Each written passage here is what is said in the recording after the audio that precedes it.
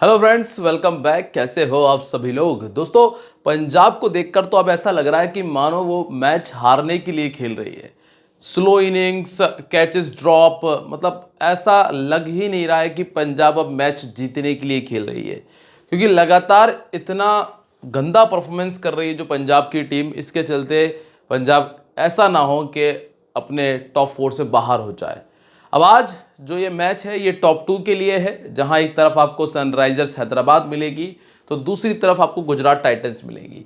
अगर हम कंपेयर करें दोनों टीम्स को तो बैटिंग के मामले में हैदराबाद का तोड़ नहीं है, ज़बरदस्त बैटिंग है। लेकिन अगर गेंदबाजी की बात करें तो थोड़ी बेहतर गेंदबाजी आपको गुजरात के पास मिल जाती है। तो ये सबसे बड़ा प्लस पॉइंट है गुजरात के पास में कि उनकी गेंदबाजी अच्छी है। और ये जो मैच है ना, ये 50-50 ही रहने वाला है। अगर गुजरात ने कहीं सेकंड बैटिंग कर ली तो फिर गुजरात मैच को निकाल लेगी, ये ध्यान रखिएगा। लेकिन अगर हैदराबाद सेकंड बैटिंग करती है तो फिर ये मैच एक तरफा हो जाएगा। पहले बैटिंग में दोनों टीमों के बराबर चांस है, लेकिन सेकंड बैटिंग में हैदराबाद के बिल्कुल क्लियर है कि हैदराबाद ही जीतेगी। चलिए बात करेंगे इस मैच के बारे में कि आखिर हमें करना क्या है, कैसे करना है। पूरा डिटेल से आपको समझाऊंगा, हर एक चीज आपके सामने रखूंगा, फिर आप बताऊंगा कि कैसा कॉम्बिनेशन तैयार करना है। सबसे पहले हम बात करेंगे वेन्यू के बारे में, इसके बाद हम बात करेंगे ग्राउंड पे क्या हुआ है अभी तक, पिच किस तरीके से काम की है। फिर हम देखेंगे कि कौन कौन से प्लेयर्स के रिकॉर्ड बेहतर हैं, कौन कौन से प्लेयर्स के रिकॉर्ड खराब हैं, और फिर जाकर हम कहीं अपने कॉम्बिनेशन को तैयार करेंगे। सबसे पहले अगर आप लोगों ने चैनल को सब्सक्राइब नहीं किया है तो चैनल को सब्सक्राइब कर कर बेल आइकन पर बटन दबा दीजिएगा, जिससे कि आगे जो भी वीडियोस आएंगी ना उसकी नोटिफिकेशन आपको मिल जाए। और वीडियो को लाइक करना मत भूलिएगा। आज की वीडियो के लिए एक बहुत छोटा सा टारगेट रख रहा हूँ आप लोगों के लिए, जो मुझे उम्मीद है कि आप लोग पूरा कर दोगे। 1500 लाइक आपको कंप्लीट करना है, छोटा सा टारगेट है। अभी पहले लाइक कर दो, फिर आगे बढ़ेंगे। और साथ ही साथ टेलीग्राम को ज्वाइन कर लीजिएगा। टेलीग्राम पर जुड़ने वाले सभी लोग कमाल का परफॉर्मेंस कर रहे हैं, जाकर चेक कर सकते हो। तो टेलीग्राम का लिंक डिस्क्रिप्शन और कमेंट सेक्शन में मिल जाएगा। चलिए अब बात करते हैं वेन्यू के बारे में। मैच जो ये है ये खेला जाएगा नरेंद्र मोदी स्टेडियम में, जहां पर गुजरात की टीम कमाल खेलती है। पिच नंबर 5 का इस्तेमाल होगा इस वाले मैच के लिए। पिच नंबर 5 का इस्तेमाल होगा, और पिच नंबर 5 पर पिछली बार क्या हुआ था वो आपको बताता हूं। पिच नंबर 5 पर पिछली बार हुआ था कि जो मुंबई इंडियंस की टीम है बहुत गंदा खेली थी शुरू में। 46 रन पर 3 विकेट चले गए थे, और फिर लास्ट के जो 5 ओवर हैं उसमें तिलक वर्मा ने ताबड़तोड़ बल्लेबाजी करते हुए खुद का शतक पूरा किया था। प्लस टीम ये मैच भी जीत गई थी। गुजरात सिर्फ इस मैच में 100 रन बना पाया था सेकंड बैटिंग करते हुए। हालांकि ये मैच गुजरात के खाते का था, लेकिन बहुत गंदा परफॉर्मेंस था गुजरात का, क्योंकि इन्होंने ऑलमोस्ट, जब मुझे मैच का जो याद है, 15 ओवर में 110 या 102 रन के आसपास कुछ रन थे, 110 के आसपास कुछ रन थे एमआई के। और लास्ट 5 ओवर में 70-80 रन खाए इन्होंने, और लगभग 199 रन पर गाड़ी चली गई थी। ये स्थिति हुई थी इस वाले मैच के अंदर, और गुजरात इस मैच को हार गई थी। गुजरात की तरफ से भी अगर आप देखोगे तो पावर प्ले बिल्कुल भी उनके हिसाब का नहीं रहा। 3 विकेट चले गए थे, और उनके ऊपर के ही 3 खिलाड़ी स्कोर करते हैं। वॉशी सुंदर ने 26 बनाया था नंबर 3 पर बैटिंग करते हुए। यहां नंबर 5 पर बैटिंग करते हुए तिलक वर्मा का स्कोर था। फास्ट बॉलर्स को विकेट मिले थे पूरे 11, स्पिनर्स को विकेट मिले थे 4, जो कि सेकेंड इनिंग में थे। यहाँ ना राशिद खान को विकेट नहीं मिल पाया था, स्पिनर है जो कि। अब बाकी अगर हम ओवरऑल ग्राउंड का परफॉर्मेंस देखेंगे तो आपको फास्ट बॉलर्स के विकेट ही ज़्यादा मिलेंगे। जैसे यहाँ पे 14 विकेट हैं, यहाँ पे 12 है, यहाँ पे 10 है। फास्ट बॉलर्स ने लगभग सभी मैचेस में अच्छा किया है। स्पिनर्स का रिकॉर्ड इस मैदान पर उतना अच्छा नहीं रहा है, तो अगर कोई बल्लेबाज खुद से गलती ना करे तो फिर स्पिनर के विकेट कम हो जाएंगे। मतलब राशिद खान, जिन पर जो पिछले मैच में 4 विकेट निकाल कर आए थे, ज़्यादातर लोग दिमाग लगा रहे होंगे, तो वहां आप एक रिस्क उठा सकते हो। ठीक है, आगे बढ़ेंगे।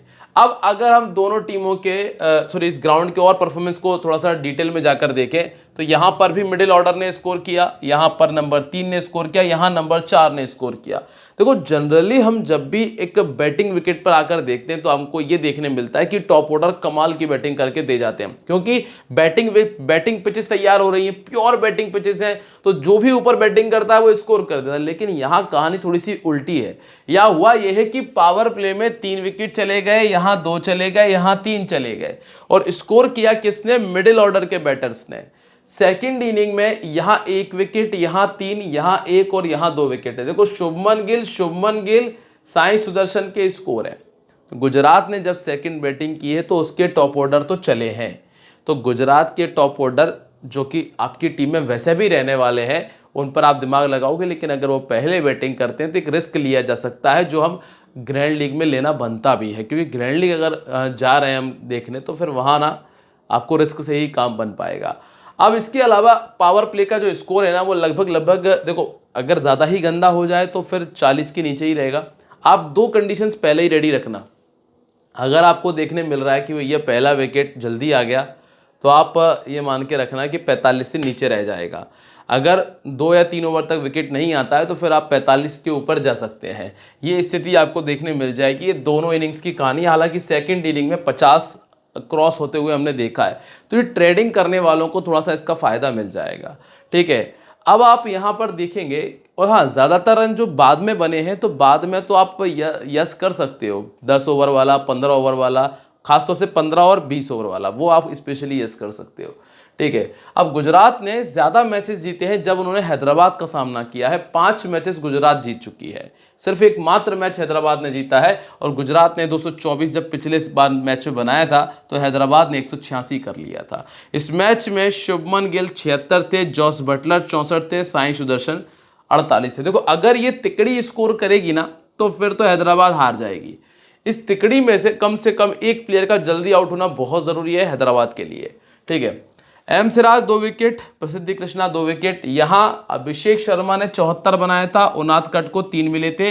इसके पहले रेड्डी ने 31 किया था, और यहां शामी को 2 विकेट मिले थे, चूंकि शामी अब इस टीम में नहीं है। शुभमन गिल ने 60, सुंदर का 49, सिराज का 4, प्रसिद्धि के 2 और साई किशोर के 2 विकेट हमने देखे थे।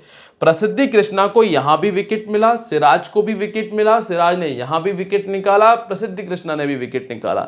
और अगर सिराज के विकेट आ रहे हैं तो फिर सिराज के विकेट पावर प्ले में आते हैं, ये ध्यान रखिएगा।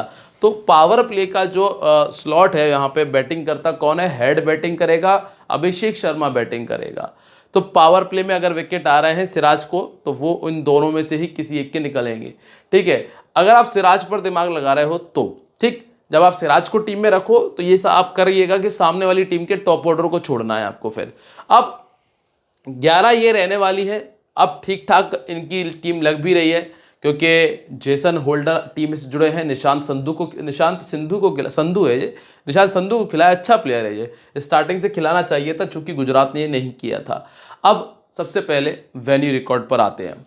वेन्यू रिकॉर्ड की स्थिति अगर आप देखोगे तो जैसा मैंने आपको बताया कि तिकड़ी का रिकॉर्ड बहुत कमाल का है। शुभमन गिल 9 बड़े स्कोर बना चुके हैं। हर तीसरी इनिंग के बाद में शुभमन गिल के बैट से एक अच्छा स्कोर इस मैदान पर आ जाता है। साई सुदर्शन ने 12 बार बड़े स्कोर बनाए हैं, और लगभग देखोगे तो इनका हर दूसरी से तीसरी इनिंग में आ जाता है। और जॉस बटलर ने 4 बड़े स्कोर बनाए हैं, और इनका हर चौथी इनिंग में एक अच्छा स्कोर इस मैदान पर आ जाता है। तो ये जो 3 प्लेयर है ना, इन 3 में से 2 के लगभग 40 प्लस के स्कोर तो आप देख ही लोगे इस मैच के अंदर भी, अगर बहुत जल्दी विकेट ना, अनएक्सपेक्टेड ना हो तो। ठीक है, बाकियों के रिकॉर्ड इतने अच्छे नहीं है। आप देख सकते हैं कि 18, 8 और 21 है। अब जेसन होल्डर को 3 पारियों में 6 विकेट मिल चुके हैं इस मैदान पे। ठीक, आर साई किशोर जो कि स्पिनर है, स्पिनर के पास ज़्यादा विकेट इस मैदान पर है नहीं, और ऐसा ही कुछ स्पिनर एक और है राशिद खान, 29 में 28 विकेट है। देखो जो भी चीज़ मैं आपको बताऊंगा ना, सब कुछ लॉजिकल होगी, कहीं भी तुक्के वाली बात नहीं आएगी। अब राशिद खान जो है बहुत क्वालिटी स्पिनर है, इसके बावजूद भी आप देखोगे हर 22 गेंद के बाद इनको विकेट मिल रहा है इस मैदान के ऊपर। मतलब एक मैच में 24 गेंदें फेंक सकता है बॉलर, और 24 में इनको 22 गेंद के बाद विकेट मिल रहा है, मतलब एक विकेट निकल रहा है एवरेज, हर मैच में एक विकेट एवरेज बैठ रहा है। इसके अलावा जेसन होल्डर ने हर 12 गेंद के बाद मतलब 2 विकेट का एवरेज बैठ रहा है इनका। आर साई किशोर का 18 गेंद के बाद विकेट है, इनका भी लगभग एक से 2 विकेट का एवरेज बैठ रहा है।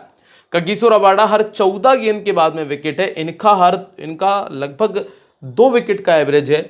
इसके बाद सिराज 23 गेंदों के बाद में मतलब 1 विकेट का एवरेज है, और अरशद खान 17 गेंदों के बाद में विकेट निकालते हैं, लगभग 1 से 2 का एवरेज बैठ रहा है। अब इनका 17 गेंदों के बाद एवरेज इसलिए बैठ रहा है, वो भी मैं आपको समझा देता हूं। आप थोड़ा सोचेंगे, कंफ्यूज होंगे कि ऐसा क्यों हो रहा है। तो ये चीज़ इसलिए भी है कि जो अरशद खान है कई बार मैच में ओवर कंप्लीट नहीं करते हैं।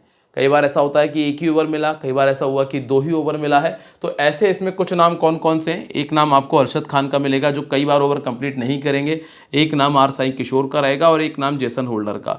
ये जो 3 प्लेयर है ना, ये तीनों अपने 12 ओवर पूरे डाल देंगे। ये 90% टाइम और तो और 99% टाइम इन तीनों बॉलर्स के ओवर कंप्लीट होंगे। बाकी जो बॉलर्स है इनके ओवर थोड़े से कम ज़्यादा हो जाते हैं, इसीलिए इनके जो पर विकेट का जो बॉल है उसमें थोड़ा सा डिफरेंस है। ठीक है, अब बात करेंगे साई सुदर्शन के बारे में, जो कि पिछले 5 में से 4 मैचेस में 50 से ऊपर का स्कोर कर चुके हैं। तगड़ा परफॉर्मेंस। साई सुदर्शन टीम में रहेंगे, हालांकि हैदराबाद के सामने इनका रिकॉर्ड खराब है। 48 का हाईएस्ट है, 31 का एवरेज है, 156 टोटल रन है, और 50 नहीं बनाया। पिछले 1 साल के अंदर 40 का एवरेज, 40 क्या वो 47 का एवरेज है, और 156 का स्ट्राइक रेट है। दोनों इनिंग्स में अच्छा परफॉर्मेंस है। ये खिलाड़ी टीम में रहेगा। गुजरात की टीम के पास में एक समस्या है कि इनके जो बल्लेबाज हैं वो ज़्यादा फास्ट बॉलिंग के सामने कई बार फंसते हैं। और अगर हम सामने वाली टीम के पास देखेंगे तो ऐसा कोई बहुत फास्ट बॉलर है नहीं। ईशान मलिंगा को आप फिर भी काउंट कर सकते हो। इसके बाद आते हैं शुभमन गिल। इन्होंने अपनी पिछली 5 इनिंग में लगभग 30 के एवरेज को मेंटेन किया है, लगभग 30 के एवरेज को, और हैदराबाद के सामने बैटिंग करना पसंद करते हैं। हर तीसरी इनिंग में हैदराबाद के सामने इन्होंने 50 बनाया है। कमजोरी कुछ भी नहीं है, ये दोनों प्लेयर आपकी टीम में रहेंगे।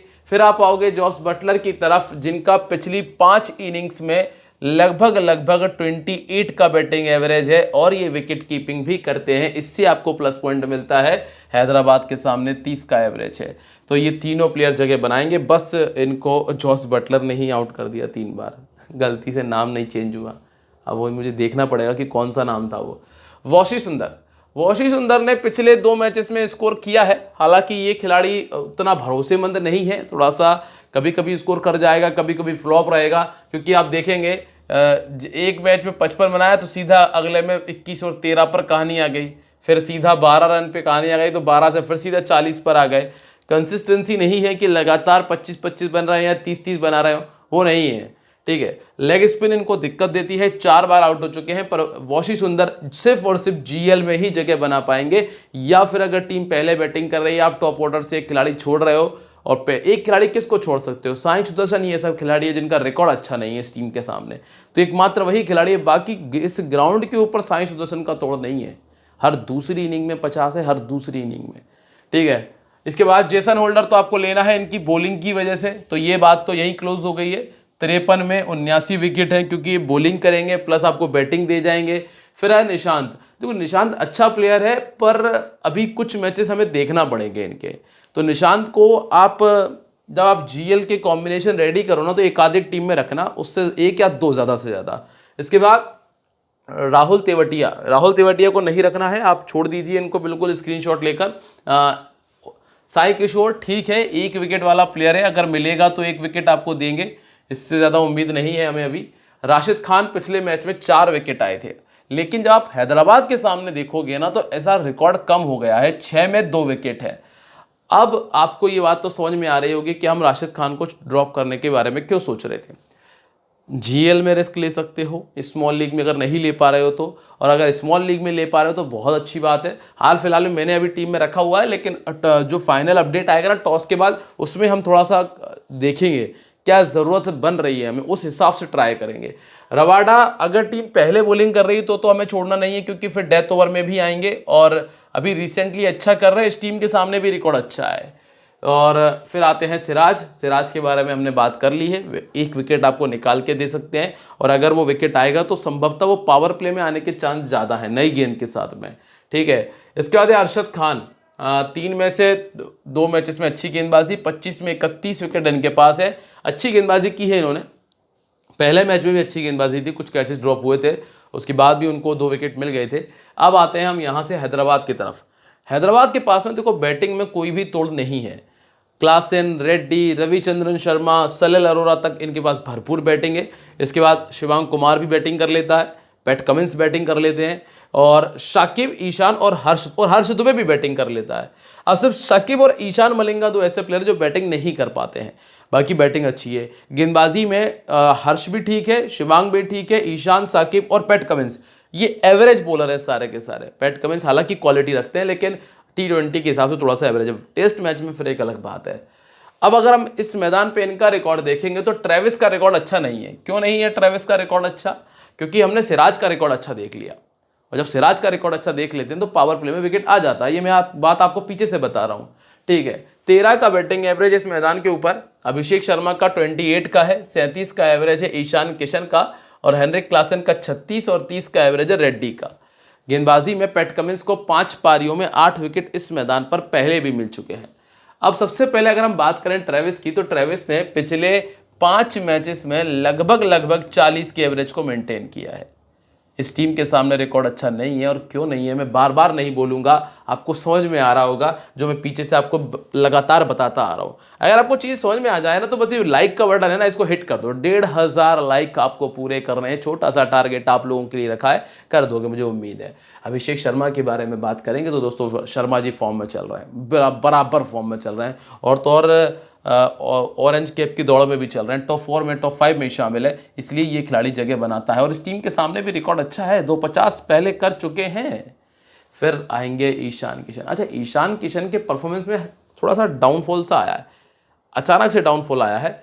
अब हालांकि पिछले 3 मैचेस में स्कोर है, लेकिन जो यहाँ परफॉर्मेंस नजर आ रहा था ना 91 और 80 वाले मैचेस में, 27 वाले मैच में जो अप्रोच नजर आ रहा था वो थोड़ा सा डाउन हुआ है। लेकिन हाँ, खिलाड़ी तगड़ा है। सिराज ने 2 बार आउट किया है, और रबाडा ने भी 2 बार आउट किया। लेकिन गेंदे अगर आप देखोगे तो इन्होंने 6 ओवर में आउट किया है, इन्होंने लगभग 9-10 ओवर में आउट किया है, तो वो दिक्कत नहीं होगी, ठीक है। जीटी के सामने रिकॉर्ड अच्छा नहीं है, बस इतनी सी बात है कि 20 का एवरेज है, ठीक है।